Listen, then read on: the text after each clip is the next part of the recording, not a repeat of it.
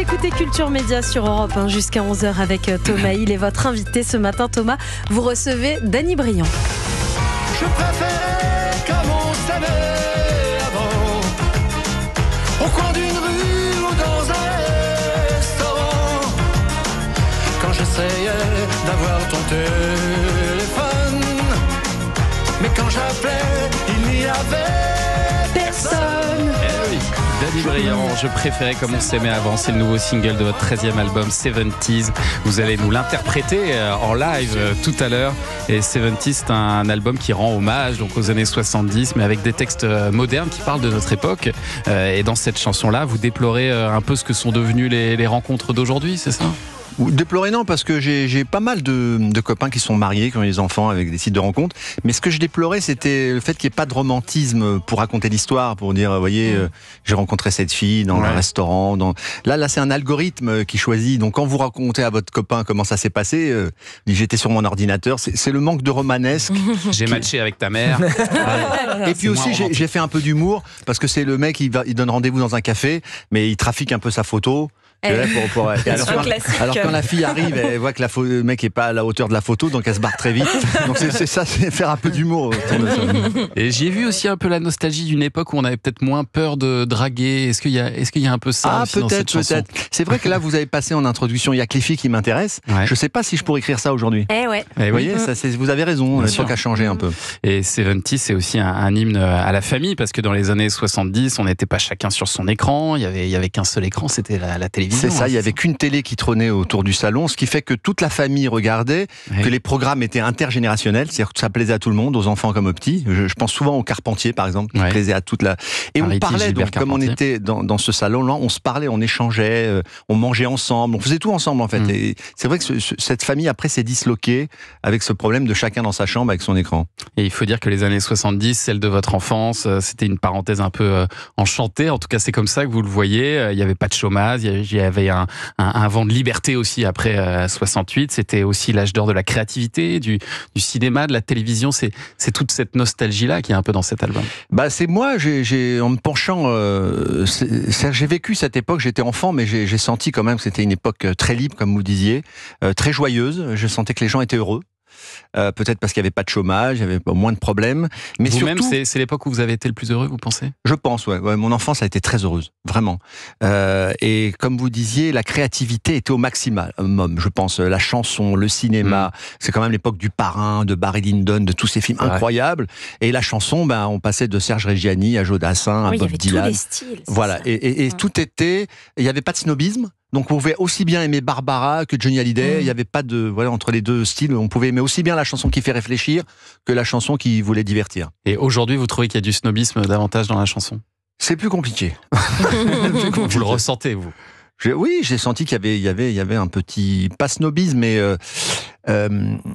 il y avait des genres, en fait. Il y a des genres qu'on peut pas mélanger. Et les années 70 mélangeaient tous les genres. C'est ça. Oui, mais ça s'est passé quand, ça ? Parce que pendant les années 90, vous êtes une immense star, tout le monde vous écoute, et pourtant vous faites pas la même chose que les autres.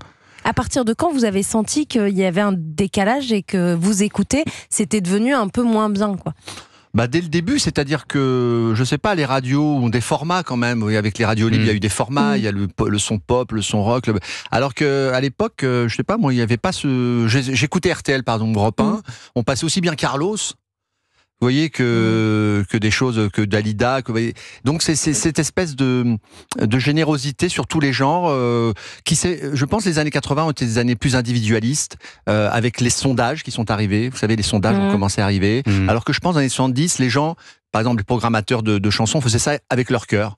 Oui, tenter des trucs, ouais. Voilà, c'est ça, il y avait une prise de risque. Et puis alors 70, c'est aussi un album qui est né après 2 années qui ont été difficiles à vivre pour vous, Danny Briand, parce que votre petit frère, Steve, est décédé il y a 1 an, après 18 mois de lutte contre le cancer.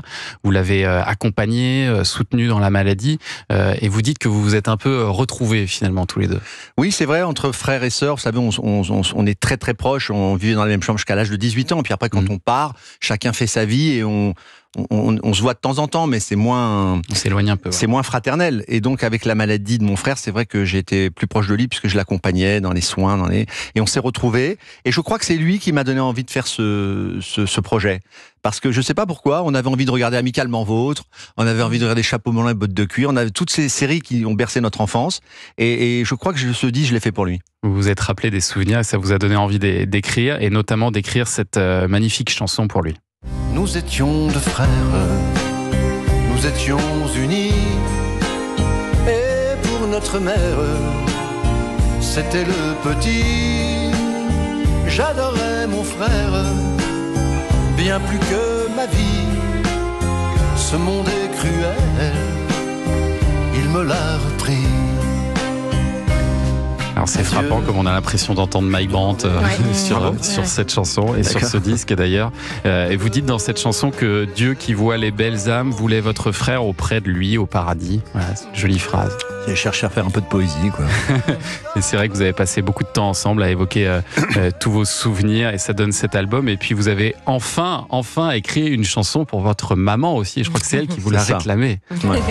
Maman, sacrifié ta beauté, tes jeunes années, tu as mis ta vie de côté. Maman, tu es le génie de l'amour, alors laisse-moi te dire un jour, merci maman. C'est vraiment elle qui vous l'a demandé cette chanson ? Ouais.